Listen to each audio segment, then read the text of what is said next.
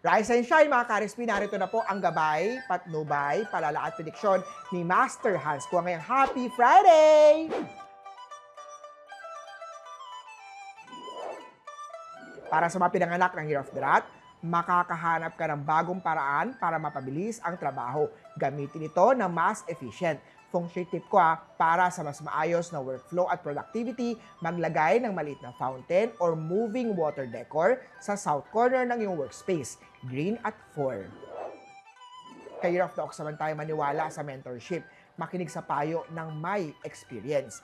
A wise person learns more from a foolish question than a fool learns from a wise answer. Yellow at 6. Sa Year of Tiger naman tayo, in the middle of every difficulties, lies opportunity. May biglaang changes, maging kalmado at handa. Gamitin ang presence of mind para makapag-adjust ng mabilis at effective. Red at 1. Kay Rabbit naman tayo, ang pagiging mahinahon ay magdadala ng solusyon. Sa gitna ng pressure, ang kalmado mong approach ang magpapaangat sa iyo. White at 5. Kay Dragon naman tayo, may good feedback mula sa isang kliyente o kasamahan. Ipagpatuloy ang kalidad ng trabaho. Malayo ang mararating mo. Gray at 7. Kay Snake naman tayo, business tip ko, magandang araw para mag-offer ng bundled beauty self-care kits. Rainy Season Edition, sulitin ang trends para madagdagan ang kita mo. Purple at 2.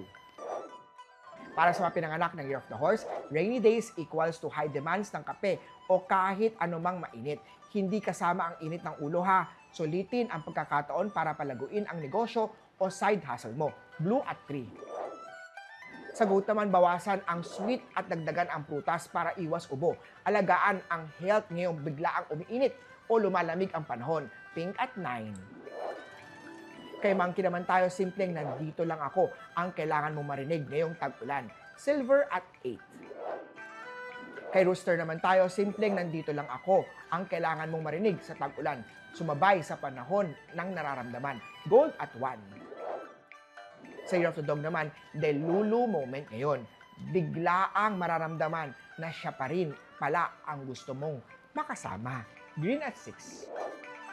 Sa Year of the Pig naman tayo, para mapalakas ang luck sa negosyo, maglagay ng purple crystal or amethyst sa north corner ng iyong workspace o bahay. Nakakatulong ito magdagdag o magdala ng focus at prosperity. Purple at 7. Uli po, ito po yung mga gabay, patnubay, palala at prediksyon lamang ni Master Hans Kua. Nasa inyong mga kamay, nasa lalay ang inyong tagumpay. Kaya always be positive at i-claim ang mga swerte, mga ka-RSP.